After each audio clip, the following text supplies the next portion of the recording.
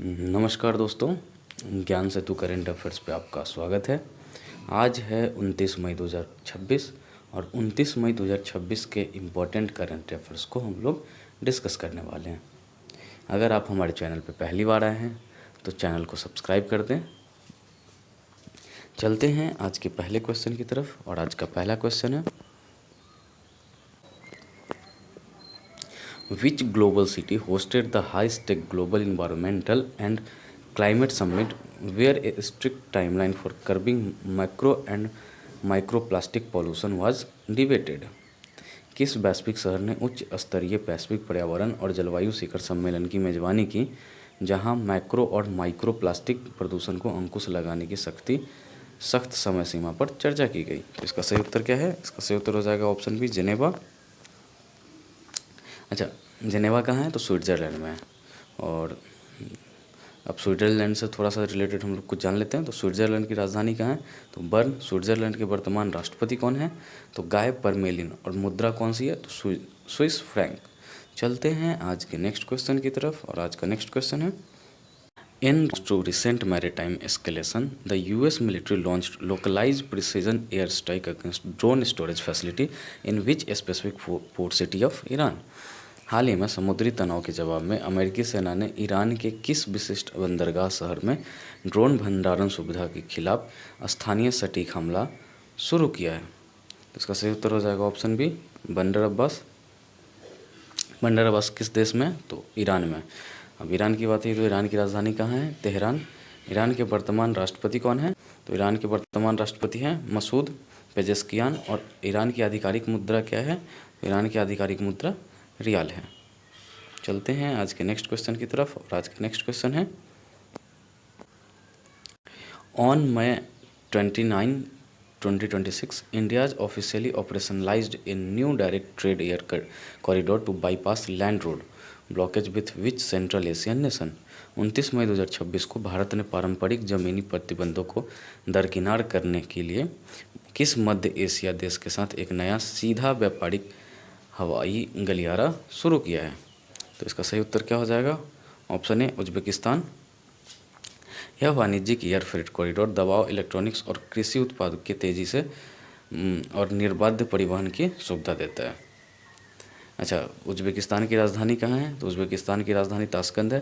यहाँ के राष्ट्रपति कौन है? तो शावकत मिर्जियोयेव। और प्रधानमंत्री कौन है? तो अब्दुल्ला आरोपियो। चलते हैं आज के नेक्स्ट क्वेश्चन की तरफ। आज का नेक्स्ट क्वेश्चन है, Which premier Asian International Security Summit kicked off on May 29, 2026 in Singapore, featuring military scholars and high-profile global defense secretaries? सैन्य विमानों और हवाई प्रोफाइल वैश्विक रक्षा सचिवों की भागीदारी वाला कौन सा प्रमुख एशियाई अंतर्राष्ट्रीय सुरक्षा शिखर सम्मेलन 29 मई 2026 को सिंगापुर में शुरू हुआ? इसका सही उत्तर हो जाएगा सांग्रीला डायलॉग। सांग्रीला डायलॉग रक्षा मंत्रियों के लिए महत्वपूर्ण सुरक्षा वार्ताओं में शामिल होने के लिए एशिया के प्रमुख मंच के रूप में कार्य करता है। 2026 का सत्र मुख्य रूप से दक्षिण चीन सागर के तनाव और ताइवान जलडमरू मध्य की स्थिरता पर केंद्रित है। अब बात जब सिंगापुर की आई है तो सिंगापुर की राजधानी कहाँ है? सिंगापुर ही है। और यहाँ के वर्तमान प्रधानमंत्री कौन है? तो लॉरेंस वोंग। चलते हैं आज के अगले क्वेश्चन की तरफ और आज का अगला क्वेश्चन है, The Supreme Court of India recently dismissed Tamil Nadu's premature review petition concerning the construction of which balancing reservoir project by Karnataka? Bharat के सर्वोच्च न्यायालय ने हाल ही में कर्नाटका द्वारा किस संतुलन जलाशय परियोजना के निर्माण के संबंध में तमिलनाडु की समय पूर्व समीक्षा याचिका को खारिज कर दिया है? तो इसका सही उत्तर हो जाएगा ऑप्शन ए, मेकेदातु प्रोजेक्ट। सर्वोच्च न्यायालय ने तमिलनाडु की आपत्तियों को खारिज कर दिया क्योंकि परियोजनाओं को अभी भी अंतिम पर्यावरणीय और वैधानिक मंजूरी का इंतजार है। कर्नाटक का तर्क है कि बांध को विशेष रूप से बेंगलुरु को पीने के पानी की ज़रूरतों को पूरा करने के लिए डिज़ाइन किया गया है। अच्छा, बात जब तमिलनाडु की आई है तो तमिलनाडु के मुख्यमंत्री कौन है? तो सी जोसेफ विजय। तमिलनाडु की राजधानी कहाँ है? चेन्नई। और तमिलनाडु के राज्यपाल कौन है? राजेंद्र विश्वनाथ अरलेंकर। चलते हैं आज के नेक्स्ट क्वेश्चन की तरफ और आज का नेक्स्ट क्वेश्चन है, According to the newly released sample registration system statistical report, India's national total fertility rate has dropped to what level? हाल ही में जारी नमूना पंजीकरण प्रणाली सांख्यिकी रिपोर्ट के अनुसार भारत की राष्ट्रीय कुल प्रजनन दर गिरकर किस स्तर पर आ गई है? तो ऑप्शन बी इसका सही हो जाएगा 1.9। अच्छा, किसी भी देश की जनसंख्या को वर्तमान जनसंख्या के साथ संतुलित करने के लिए वहाँ क्या होना चाहिए? जनसंख्या फर्टिलिटी रेट 2.1 होना चाहिए और भारत की क्या है 1.9। मतलब आने वाले टाइम में भारत की जनसंख्या गिरने वाली है। तो आधिकारिक TRPF घटकर 1.9 हो गया, 2.1 की मानक जनसंख्या प्रतिस्थापन दर से कम है। यह बदलाव आने वाले दशकों में भारत की जनसांख्यिकी के बढ़ते स्थितीकरण को दर्शाता है। जनसंख्या गिरने की भी संभावना है।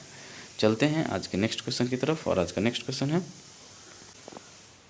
The ministry of agriculture and farmers welfare recently identified the digital tracking loops of central grain storage by implementing which scheme? कृषि और किसान कल्याण मंत्रालय ने हाल ही में किस योजना को लागू करके केंद्रीय अनाज भंडारण के लिए डिजिटल ट्रैकिंग लूप को तेज कर दिया है? उसका सही उत्तर क्या हो जाएगा? ऑप्शन सी सार्थक PDS। PDS का मतलब क्या होता है? Public distribution system. सार्थक PDS ढांचा आपूर्ति रिसाव को कम करने के लिए राष्ट्रीय अन्न भंडारों में ट्रैकिंग उपकरणों को एकीकृत करना और यह डिजिटल पारिस्थितिकी तंत्र वास्तविक में समय भंडारण स्थितियों और रसद परिवहन मार्गों की निगरानी करता है। इसका सही उत्तर क्या हो जाएगा? ऑप्शन सी सार्थक PDS। चलते हैं आज के अगले क्वेश्चन की तरफ और आज का अगला क्वेश्चन है union home minister Amit Shah issued a directive to border authorities to dismantle all illegal structures standing within what distance of the international border? केंद्रीय गृह मंत्री अमित शाह ने सीमा अधिकारियों को अंतर्राष्ट्रीय सीमाओं के कितनी दूर के भीतर खड़ी सभी अवैध संरचनाओं को हटाने और नष्ट करने का निर्देश दिया है। तो इसका सही उत्तर हो जाएगा ऑप्शन ए 15 किलोमीटर। राष्ट्रीय सुरक्षा की दृष्टि से 15 किलोमीटर के दायरे में जो भी अवैध निर्माण है उनको हटा दिया जाएगा। चलते हैं आज के अगले क्वेश्चन की तरफ और आज का अगला क्वेश्चन है Indian railway officially approved the operational roll out of the country's first ever indigenous hydrogen fuel cell based passenger trains on which railway section? भारतीय रेलवे ने आधिकारिक तौर पर किस रेलवे सेक्शन पर देश की पहली स्वदेशी हाइड्रोजन ईंधन सेल आधारित यात्री ट्रेन सेट के परिचालन रोल आउट को मंजूरी दी है? इसका सही उत्तर हो जाएगा ऑप्शन बी जिंद सोनीपत सेक्शन। और यह 2030 तक भारतीय रेलवे के शुद्ध कार्बन उत्सर्जन लक्ष्य को प्राप्त करने की दिशा में एक बहुत बड़ा मील का पत्थर साबित होगा। चलते हैं आज के नेक्स्ट क्वेश्चन की तरफ और आज का नेक्स्ट क्वेश्चन है the supreme court of India officially upheld the constitutional validity of levying a 28% goods and services tax on online gaming based on which specific metric? Bharat के सर्वोच्च न्यायालय ने आधिकारिक तौर पर किस विशिष्ट मैट्रिक के आधार पर ऑनलाइन गेमिंग पर 28% माल और सेवा कर लगाने की संवैधानिक वैधता को बरकरार रखा है? तो इसका सही उत्तर क्या हो जाएगा? Option B face value weights. यह फैसला पुष्टि करता है कि 28% कर केवल प्लेटफॉर्म कमीशन के बजाय कुल प्रवेश पूल राशि पर लागू होता है। यह गेमिंग कंपनियों और कर अधिकारियों के बीच लंबे समय से चल रहे कानूनी लड़ाई को समाप्त करता है। चलते हैं कल के पूछे गए प्रश्न पे। और कल मैंने आपसे पूछा था Which new portal has been launched by the Ministry of Electronics and Information Technology for startups and investors under India's Semiconductor Mission? Electronic और सूचना प्रौद्योगिकी मंत्रालय ने भारत सेमीकंडक्टर मिशन के तहत स्टार्टअप्स और निवेशकों के लिए कौन सा पोर्टल लॉन्च किया है? इसका सही उत्तर क्या था? Investors support portal. कुछ लोगों ने इसका आंसर कमेंट बॉक्स में दिया था, उनको बहुत बहुत धन्यवाद। चलते हैं आज के प्रश्न पे और आज आपके लिए प्रश्न है popular folk artist Taga Ramveer was recently awarded the prestigious Padma Shri by President Draupadi Murmu. He is famous for playing which traditional musical instrument? लोकप्रिय लोक कलाकार तगा रामवीर को हाल ही में राष्ट्रपति द्रौपदी मुर्मू द्वारा प्रतिष्ठित पद्म श्री से सम्मानित किया गया। वो किस पारंपरिक वाद्य यंत्र को बजाने के लिए प्रसिद्ध हैं? कल के क्लास में मैंने आपको ये बताया था क्वेश्चन, तो उम्मीद है आप इसका उत्तर कमेंट बॉक्स में देंगे। इसी के साथ आज का करंट अफेयर्स का क्लास यहीं पे समाप्त होता है।